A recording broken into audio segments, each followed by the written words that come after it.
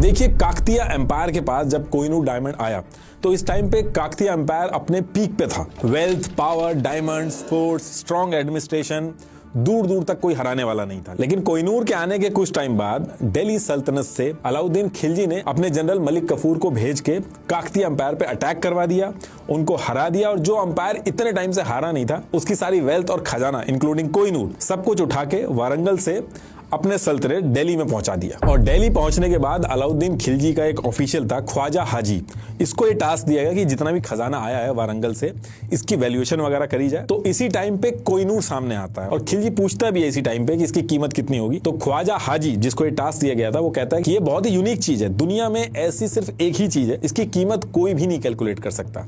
और यहां से खिलजी को कोहिनूर की इंपॉर्टेंस पता चलती है। अब ये डायमंड खिलजी के पास आ तो गया था, लेकिन इसके आने के कुछ टाइम बाद अलाउद्दीन खिलजी की डेथ हो जाती है, मलिक कफूर खिलजी के बच्चों को मार देता है, फिर खुद भी उसकी डेथ हो जाती है। बैक टू बैक इतनी दिक्कतें होती है कि खिलजी डायनेस्टी जो है वो कोलैप्स हो जाती है। और फिर इसके बाद कोहिनूर डायमंड जो था वो तुगलक डायनेस्टी में गया, फिर वो भी हार गए। ऐसे करके कोहिनूर मल्टीपल राजाओं और डायनेस्टीज के पास गया और क्योंकि इतने राजा हार गए थे तो सुपरस्टिशन फैल गया था आसपास के एरिया में कि ये मिसफॉर्चून लेके आता है जिसके पास जाता है। तो आम जनता जो थी वो इस टाइम पे कोहिनूर को ब्लैक मैजिक से जोड़ने लगी। अब इसके बाद क्या होता है, एक राजा से दूसरे राजा तक पास हो के कोहिनूर डायमंड जो था वो पहुंचता है बाबर के पास। बाबर और उसका बेटा हुमायूं इब्राहिम लोदी को हरा के अपने पास इस कोहिनूर डायमंड को ले आए थे। और इसी टाइम पे बाबर के बेटे हुमायूं ने बाबर से पूछा भी था कि कोहिनूर के पीछे इतने लोग पड़े हैं, ऐसा क्या है इसमें, इसकी कीमत कितनी है। तो बाबर ने उस टाइम पे कहा था कि पूरी दुनिया के एक दिन का खर्चा ये अकेला हीरा उठा सकता है। इस टाइम पे इसका नाम कोहिनूर नहीं पड़ा था, बाबर डायमंड बोलते थे इसको। अब इसके बाद 26 दिसंबर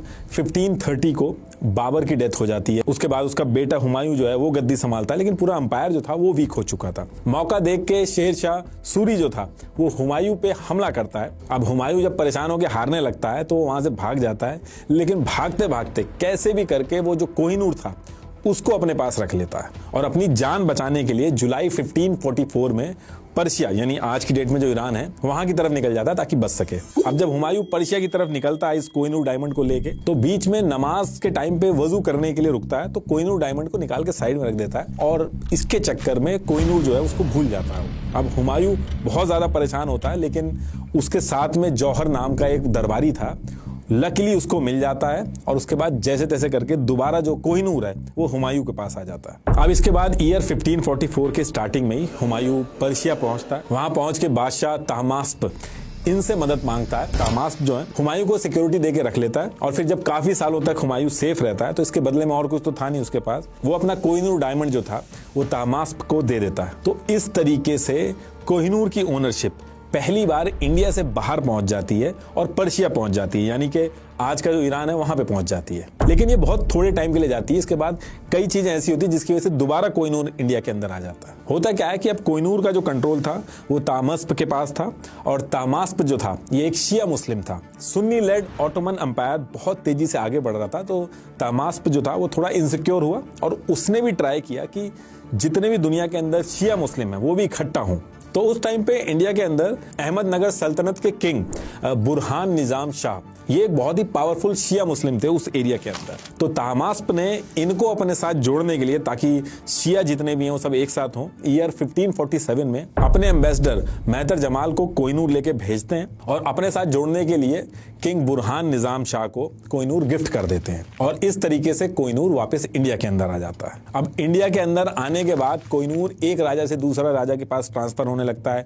जो भी ताकतवर होता था वो किसी ना किसी तरीके से कोहिनूर को अपने कब्जे में ले लेता था और फिर ऐसे कर करके 7 जुलाई 1656 के आसपास कोहिनूर पहुंचता है शाहजहां के पास। शाहजहां के पास जब कोहिनूर आया था वो बहुत ज्यादा ऑब्सेस्ड हो गया था कोहिनूर से। शाहजहां ने उसको अलग से एक रॉयल ज्वेल बॉक्स में रखवा दिया था और शाहजहां के कोर्ट में एक फेमस डायमंड कटर था हार्टेंसियो बोर्जियो और इसको शाहजहां टास्क देते हैं ये जो नायाब कोहिनूर है हमारे पास इसको आप कैसे भी करके खूबसूरत बना दो, इसके लिए जितना भी पैसा लगेगा हम देंगे। शाहजहां से डायमंड की कटिंग के डिस्कशन के बाद हार्टेंसियो कोहिनूर की कटिंग और पॉलिशिंग में लग जाता है ताकि लाइट का रिफ्लेक्शन इसमें और ज्यादा बढ़ जाए, ये देखने में और ज्यादा ब्यूटीफुल लगे। लेकिन ये करने के चक्कर में हार्टेंसियो ने जो 793 कैरेट का जो कोहिनूर था उसको 280 कैरेट का कर दिया और ये चीज जब शाहजहां देखता है तो बहुत ज्यादा गुस्सा होता है। उसने पैसा देना तो दूर की बात उल्टा हार्टेंसियो जो था उसके ऊपर 10,000 रुपए का फाइन लगा दिया। और जब ये छोटा हो गया तो शाहजहां उस टाइम पे एक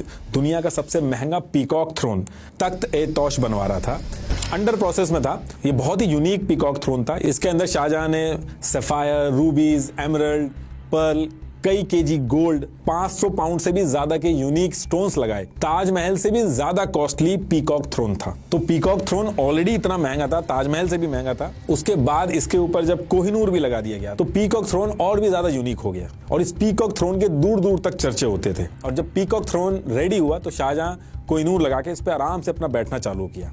और इसके कुछ ही टाइम बाद यानी कि ईयर 1658 में शाहजहां के बेटे औरंगजेब ने शाहजहां को हटा के आगरा फोर्ट की जेल में डाल दिया और खुद राजा बन गया। लेकिन राजा बनने के बाद औरंगजेब ने एक चीज की, उसने दिल्ली के अंदर जो फॉर्मल कोरोनेशन होता है वो नहीं करवाया और पीकॉक थ्रोन जो था जिसपे कोहिनूर लगा हुआ था उस पे भी बैठने से मना कर दिया। कुछ लोग आज की डेट में भी ये चीज कहते हैं कि इसी वजह से औरंगजेब ने लंबे टाइम तक रूल किया, जल्दी उसकी डेथ नहीं हुई। और फिर औरंगजेब के बाद और भी राजा आए, उन्होंने भी पीकॉक थ्रोन का यूज किया। लेकिन मोहम्मद शाह रंगीला के आते आते मुगल एम्पायर बहुत ज्यादा वीक हो गया था, आपस में लड़ाई चल रही थी इनके। अब इसी टाइम पे पर्शिया के अंदर बैठा जो नादिर शाह था उसको यहाँ पे एक अपॉर्चुनिटी दिखती है कि मुगल्स वीक हो गए हैं और इनके पास बहुत सारा खजाना है, कोहिनूर है। और मौका देख के नादिर शाह ईयर 1738 में मोहम्मद शाह रंगीला के ऊपर अटैक कर देता है। In the year 17 Mughal Empire's weakness, Nadir Shah defeated him in a decisive battle. This invasion not only exposed the declining power of the Mughals, but also marked a major turning point in Indian history. और नादिर शाह को India के ऊपर rule नहीं करना था, वो खाली खजाना लूटने आया था।